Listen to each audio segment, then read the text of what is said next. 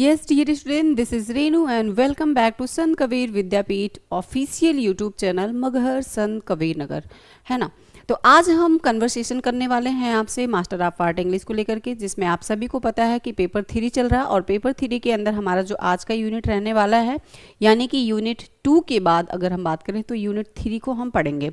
तो यूनिट 3 में आपको सबसे पहले राइटर का नाम पता होना चाहिए। तो राइटर कौन है आप कमेंट सेशन में तुरंत लिखेंगे, और ये जो पर्सन आपको दिखाई दे रहे हैं ऑन स्क्रीन, क्या आप इन्हें जानते हैं या इनसे कभी मिले हैं? यानी कि ऐसे मिलने की बात नहीं कर रहे हैं फेस टू फेस, मैं बुक की बात कर रही हूँ। क्या बुक पढ़ते हुए कभी इस पर्सन से आपकी मुलाकात हुई है, नहीं हुई है? तो इन्हीं के बारे में आज हम जानेंगे कि इस पर्सन का जो नाम है वो है रिचर्ड स्टील। क्या नाम है बच्चों? रिचर्ड स्टील, है ना।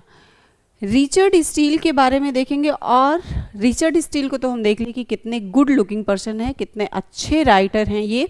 और इन्होंने अपने यस्से में क्या लिखा है, कौन सा ऐसा यस्से है जिसके बारे में इन्होंने बताया है? तो क्या आपने कभी फ्लैटरी का नाम सुना है? नहीं। क्या आपने कभी स्पेक्टेटर क्लब का नाम सुना है? नहीं। आज हम इन्हीं दोनों यस्से के बारे में आपसे कन्वर्सेशन करेंगे, आपसे अच्छी बातचीत करेंगे। लेकिन पहले इनके यस्से को देखने के पहले हम क्या करेंगे कि रिचर्ड स्टील के बारे में जानने की कोशिश करेंगे। रिचर्ड स्टील को आपने देख लिया, है ना। रिचर्ड स्टील को आपने देखा, अब हम इनके बायोग्राफी के देखते हैं कि बायोग्राफी इनकी क्या थी। जब हम रिचर्ड स्टील की बात करते हैं बच्चों, तो रिचर्ड स्टील एक ऐसे राइटर हैं जिनका बॉर्न तो पता है कि कौन से ईयर में हुए थे, लेकिन इनका एक सही डेट नहीं पता है कि कौन सी तारीख को इनका जन्म हुआ था, ठीक है। तो जब डेट नहीं मिला था, मैंने कई ऐसे बुक्स देखे जिसमें इनका डेट मेंशन नहीं था, तो यहाँ पे भी मैंने मेंशन नहीं किया हुआ है। ईयर मिला था एक परफेक्ट, तो ईयर को मैंने यहाँ पे मेंशन किया हुआ है। Richard Steele was born in Dublin, इसको आयरलैंड यानी कि आयरलैंड भी कहते हैं, 1672। अगर हम रिचर्ड स्टील की बात करें तो रिचर्ड स्टील का जन्म 1672 में कहाँ पे हुआ था बच्चों? डबलिन आयरलैंड में हुआ था। कहाँ पे हुआ था? डबलिन आयरलैंड में हुआ था, ठीक है, डबलिन आयरलैंड। अब आगे हम देखेंगे कि जन्म के पश्चात इनकी एजुकेशन के बारे में देखते हैं। He was educated at Charterhouse School in London, where he met Joseph Addison. क्या कह रहा है कि इन्होंने लंदन के चार्टर हाउस में अपने स्कूल की शिक्षा को प्राप्त की। जब ये अपनी स्कूल की शिक्षा प्राप्त कर रहे थे, यानी कि स्कूलिंग टाइम इनका चल रहा था, तब अक्सर आपको पता है कि जब हम स्कूल टाइम में होते हैं तो हमारे अलग फ्रेंड्स होते हैं, कॉलेज टाइम में अलग फ्रेंड्स होते हैं। उसी तरह से जब ये स्कूल में पढ़ रहे थे, कौन सा स्कूल था? लंदन का चार्टर हाउस स्कूल था। और उस टाइम इनकी मुलाकात किससे हुई थी? इनकी मुलाकात हुई थी जोसेफ एडिसन से, ठीक है।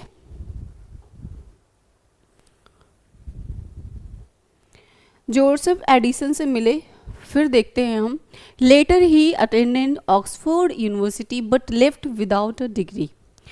देखो, हर कोई कहता है कि हमारे जीवन में प्रॉब्लम चल रही है, हमारे जीवन में प्रॉब्लम चल रही है, लेकिन ये एक ऐसे राइटर थे कि इनके जीवन में भी प्रॉब्लम थी। अब कौन सी प्रॉब्लम थी इसमें देखेंगे। इन्होंने बताया, मतलब इस बायोग्राफी में, कि लेटर ही अटेंड ऑक्सफोर्ड यूनिवर्सिटी। इन्होंने अपने जो कॉलेज की जो पढ़ाई है वो ऑक्सफोर्ड यूनिवर्सिटी से कर ही रहे थे, लेकिन अचानक ऐसा हुआ कि उनको बिना डिग्री लिए हुए कॉलेज को क्या करना पड़ा? कॉलेज की पढ़ाई को छोड़ना पड़ा। क्यों छोड़ना पड़ा उसको भी देखेंगे, लेकिन बाद में। Steel joined the army and held rank of captain. देखो, कुछ बच्चे ऐसे होते हैं ना कि मतलब अपने एक एम को, अपने गोल को, अपने टारगेट को कंप्लीट करते हैं, और कंप्लीट करने के लिए जो पीछे उनके लायक की चीज़ नहीं होती है उसको छोड़ देते हैं। ये एक ऐसे राइटर थे जिनका नाम है रिचर्ड स्टील।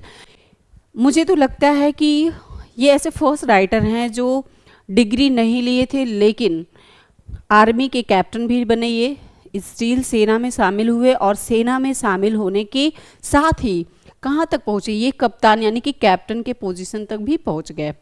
तो कभी कभी आता है कि कौन से ऐसे राइटर थे ऑब्जेक्टिव क्वेश्चन में कि जो सेना में शामिल हुए थे, और सेना में शामिल होने के साथ साथ वहाँ के कैप्टन पोजीशन को पा गए थे, यानी कि हासिल किए थे।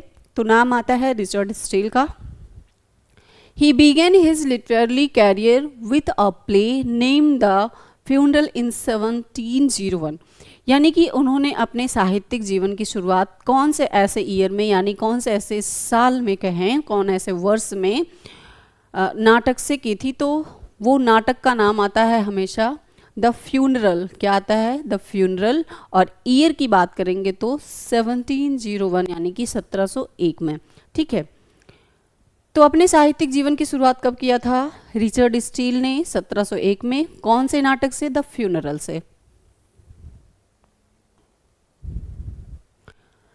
Steele is best known for co-founding the Tatler in 1709 and the Spectator Club in the 1711 with Addison।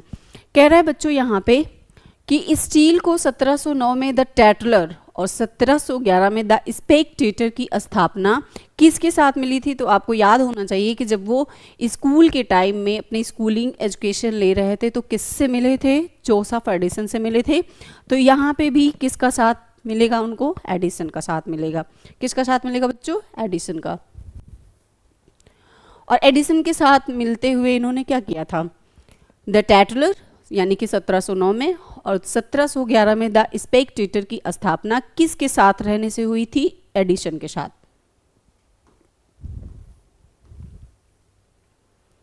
आगे देखेंगे बच्चों, तो आगे के क्रम में हम क्या देखेंगे? His writing were moral, humorous and aimed to reform society. It means that उनकी जो रचनाएं हैं वो कैसे हैं? मोरल हैं यानी कि नैतिक हैं, हास्यपूर्ण हैं और समाज सुधार की भावना से बहुत ज़्यादा प्रेरित थी।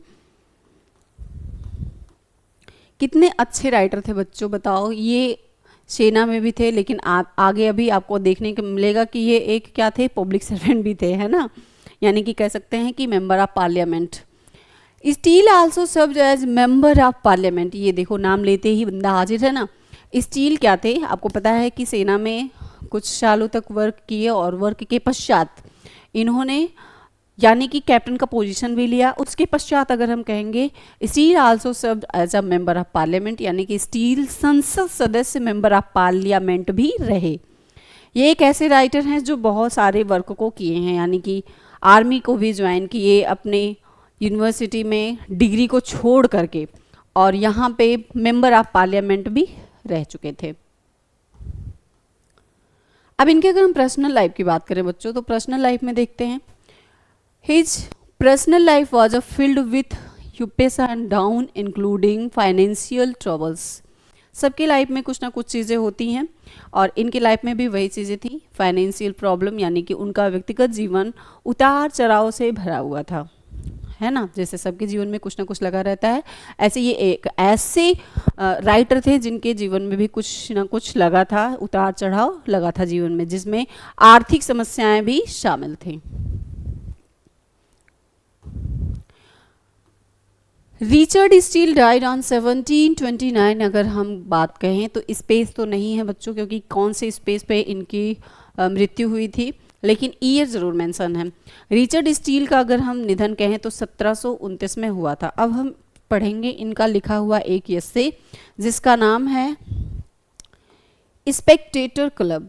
क्या नाम है बच्चों? स्पेक्टेटर क्लब, जिसको लिखा है रिचर्ड स्टील ने। और कहाँ पे लिखा था? द परफेक्ट लाइब्रेरी में लिखा था इन्होंने, है ना। एक लाइब्रेरी थी जो बहुत परफेक्ट थी, वहीं पे इन्होंने लिखा था। अब हम इंट्रो करवाते हैं आपका किससे? स्पेक्टेटर क्लब का, है ना। स्पेक्टेटर का हम इंट्रो करवाते हैं आपको कि this essay introduce the member of the imaginary Spectator club. It means that यह निबंध काल्पनिक है, स्पेक्टेटर क्लब के सदस्यों का परिचय देता है। ये क्या करता है? स्पेक्टेटर क्लब के सदस्यों का, वहाँ के मेंबर का यह इंट्रो देता है, परिचय देता है। पर्पज क्या है इस क्लब का बच्चों? तो पर्पज की अगर हम बात करेंगे, purpose of the club was form to observe society and write about manners, morality and culture. यानी कि इस क्लब का गठन कब हुआ था? यानी कि समाज का निरीक्षण करने के लिए और शिष्टाचार को बनाए रखने के लिए, नैतिकता और संस्कृति पर लेख लिखने के लिए इस क्लब का मतलब प्रयोग किया गया था, उपयोग किया गया था, और इसका एक यही मोटिव था, इसका एक यही पर्पस था। ठीक है। अब मिस्टर स्पेक्टेटर नरेटर को देख लेंगे हम। नरेटर क्या है इसका? नरेटर को देखते हुए बच्चों, मिस्टर स्पेक्टेटर नरेटर यानी कि mister Spectator is the narrator. He is a silent observe, rarely speaks but watch everything carefully. It means that बच्चों मिस्टर स्पेक्टेटर एक कथावाचक हैं, एक नरेटर हैं, जबकि वे एक शांत पर्यवेक्षक हैं, बहुत ज़्यादा कम बोलते हैं, है ना, बहुत ही कम बोलते हैं, ज़्यादा नहीं, बहुत ही कम बोलते हैं, लेकिन ना बोलते हुए भी सारी चीज़ों को ध्यान में रखते हैं। मिस्टर स्पेक्टेटर एक ऐसे नरेटर हैं जो बहुत ही शांत टाइप के हैं, बहुत ही उनका स्वभाव जो है, जो बिहेवियर है वो बहुत शांत है, बहुत ही कम बोलते हैं, लेकिन कम बोलते हुए भी क्या करते हैं, सारी चीज़ों को ध्यान में रखते हैं।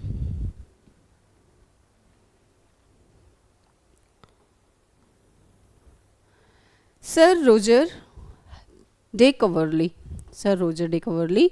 It means that Sir Roger is a kind, old-fashioned country gentleman full of wisdom and humor. Sir Roger एक ऐसे दयालु और पुराने विचारों वाले ग्रामीण सज्जन हैं जो बुद्धिमानी और हास्य से क्या हैं, भरपूर हैं। यहाँ पे सर रोजर का नाम लिखा गया है, तो इनसे आप परिचित होंगे कि ये जो हैं ये बहुत ही क्या हैं, बहुत ज़्यादा दयालु टाइप के हैं, बहुत ही सज्जन टाइप के हैं, है ना। और इनका जो बिहेवियर वो थोड़ा हास्यफुल है।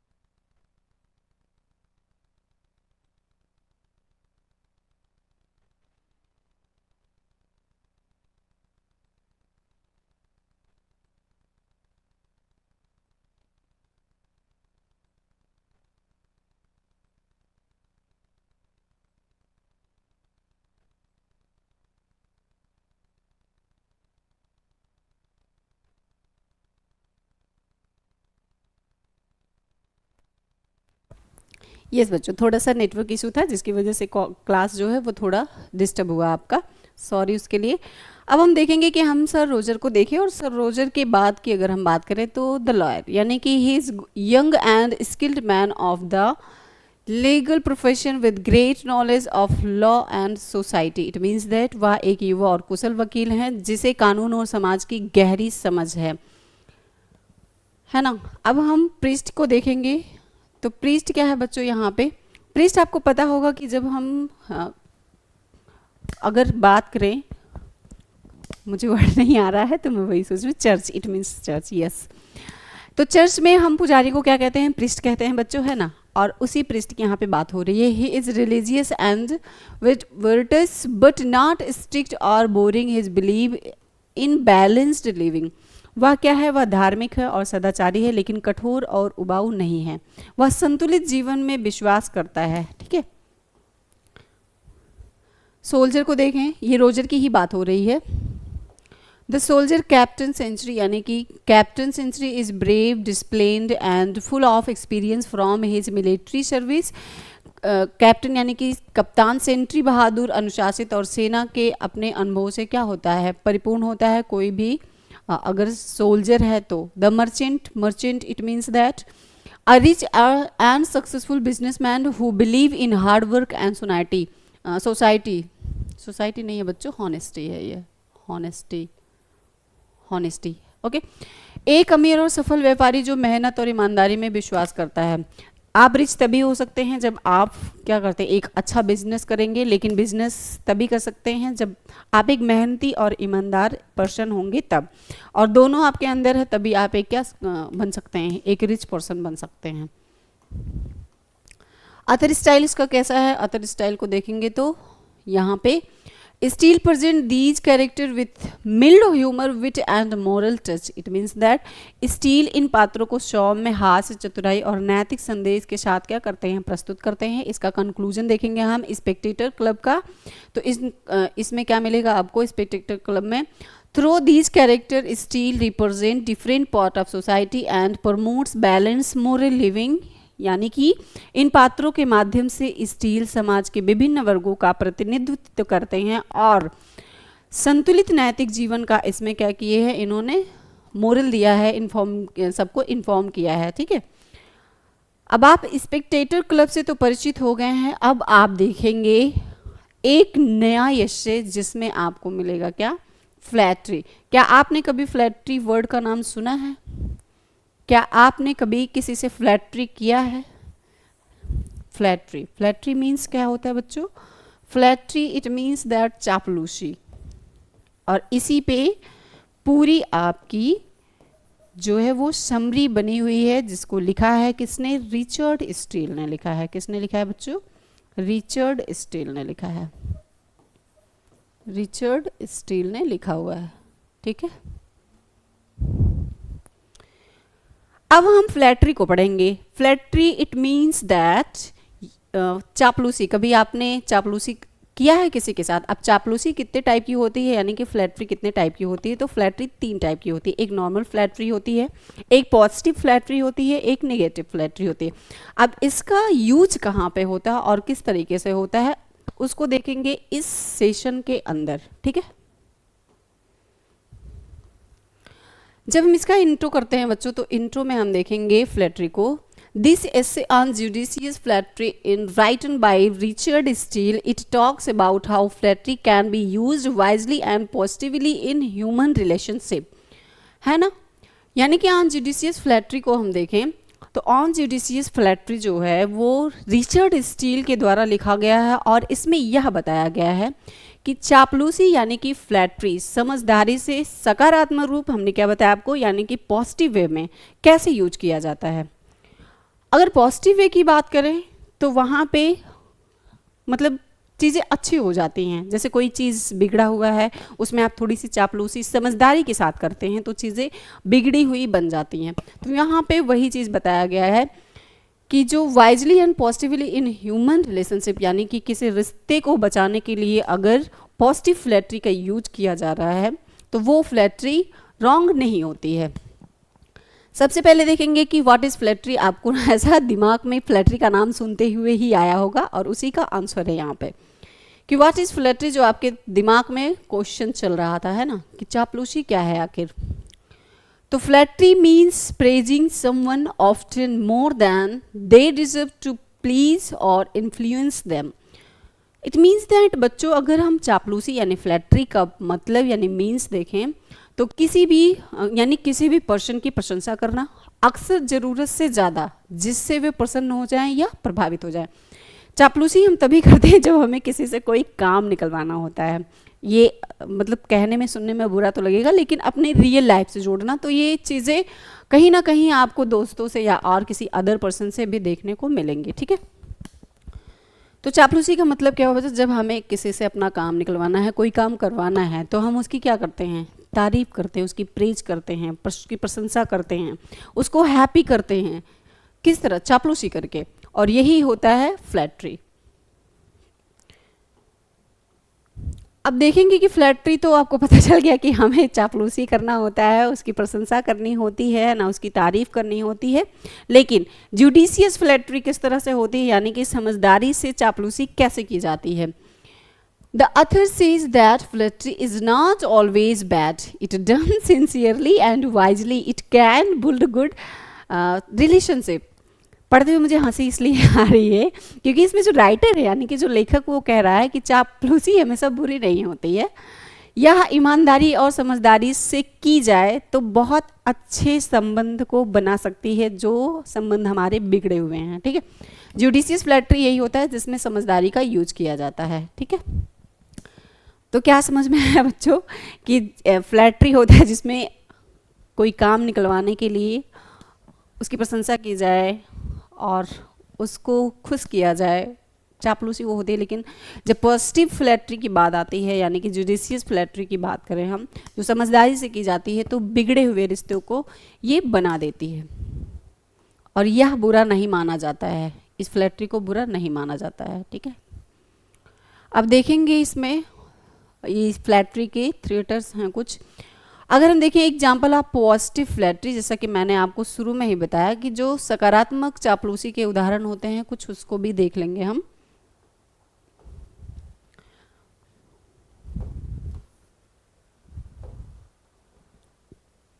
Steele gives example from daily life such as praising a friend kindness or a child effort to encourage them। यानी कि स्टील जो है वो दैनिक जीवन से उदाहरण देते हैं और जैसे किसी मित्र की दयालुता की प्रशंसा करना या बच्चे के प्रयास की सराहना करना, ये सब उन्हें क्या करता है, प्रोत्साहित करता है। कहने का मतलब है क्या बच्चों, यहाँ पे हम देखेंगे कि स्टील जी कहते हैं, यानी रिचर्ड स्टील जी कहते हैं कि जब पॉजिटिव फ्लैटरी वहाँ पे यूज करेंगे, जैसे हमें किसी को क्या करना हो, किसी को प्रेज करना हो। प्रेज कैसे करेंगे, प्रशंसा कैसे करेंगे, जैसे कोई आर्मी में और बहुत अच्छे वे में वर्क किया हो, यानी कि किसी जंग को जीता हो, वहाँ पे उसकी प्रेज करेंगे, वहाँ उसके लिए क्लैप करेंगे, ये पॉजिटिव फ्लैटरी में आता है। जब बच्चा एग्जाम में अच्छे यानी कि गुड मार्क्स लेके आता है, तब हम उसकी क्या करेंगे, प्रेज करेंगे, है ना। और बच्चे के अच्छे प्रयास के लिए हम क्या करते हैं, उसको इनकरेज करते हैं, है ना, क्या करते हैं, इनकरेज करते हैं। और ये सब क्या कहलाता है, पॉजिटिव फ्लैटरी कहलाता है, इसी के अंतर्गत आता है बच्चों। अब हम यहाँ पे लास्ट देखेंगे क्या बच्चों की difference between flattery and hypocrisy, यानी कि अगर हम हाइपोक्रेसी की बात करें, यानी कि पाखंड। क्या पाखंड का नाम कभी सुना है आपने? पाखंड क्या होता है, हाइपोक्रेसी क्या होता है? नहीं, इस क्लास में हम थोड़ा सा जानेंगे, क्योंकि हाइपोक्रेसी थोड़ा सा जोड़ दिया, वैसे है नहीं इस एस्से में। Flattery becomes bad when it falls used to selfish gain, but if it based on truth, it is gentle art of encouragement। It means that बच्चों, जब चापलूसी झूठी हो या स्वार्थ के लिए की जाए तो वो क्या होती है, बुरी बन जाती है। मैंने क्या कहा, अपना पर्सनल काम किसी से निकलवाना हो, अपने सेल्फ के लिए, यानी कि खुद सेल्फिश बने रहो, उस काम के लिए अगर फ्लैटरी किसी से कर रहे हो तो यह गलत है। लेकिन अगर यह सच्चाई पर आधारित हो, किसी रिलेशनशिप को बचा रही हो, किसी को अच्छे वर्क के लिए प्रेज कर रही हो, तो ये फ्लैटरी क्या होती है, रॉन्ग नहीं होती है। अब पाखंड क्या होता है? पाखंड को अगर हम देखें बच्चों, तो पाखंड वही होता है जैसे गांव की कुछ फीमेल्स होती हैं, वैसे मैं भी फीमेल हूँ, मैं किसी की बुराई नहीं करूँगी, लेकिन अक्सर देखा जाता है, मैंने भी देखा है गांव वगैरह में, कि लेडीज़ों को भूत आ जाता है और ऐसे यूँ बाल सब फैला के और पता नहीं क्या क्या झूठे ड्रामे करती हैं। मुझे नहीं पता है बहुत ज़्यादा, लेकिन शायद ड्रामा वही होता है, पाखंड वही होता है जिसको क्या होता है, लोग गुमराह करते हैं, है ना, ऐसे काम करके। अब फ्लैटरी इन रिलेशनशिप की बात करें, यानी कि संबंधों में चापलूसी कैसी होती है? इन फ्रेंडशिप, मैरिज और leadership, little praise can make people feel valued and happy. यानी कि अगर हम देखें फ्लैटरी इन रिलेशनशिप, तो in relationship, marriage of leadership, यानी कि मित्रता, व्यवहार और जो विवाह है उसका नेतृत्व, अगर थोड़ी सी प्रशंसा लोगों को मूल्यवान और खुश महसूस करवा सकती है तो ये फ्लैटरी बहुत अच्छी है।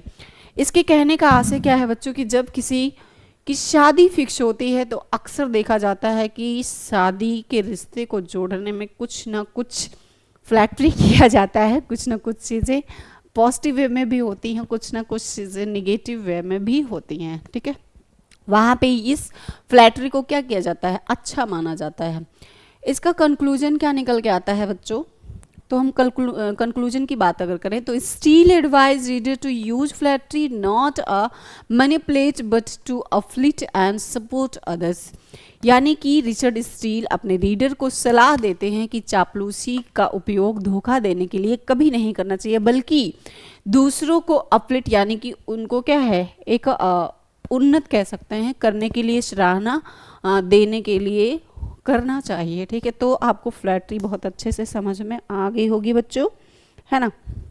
और यहीं पे ये क्लास कंप्लीट होती है। अब हम पढ़ेंगे यूनिट नंबर 4 को। इसके बाद फिर मिलते हैं आपसे एक नए राइटर के चेहरे के साथ और नए एस्से के साथ।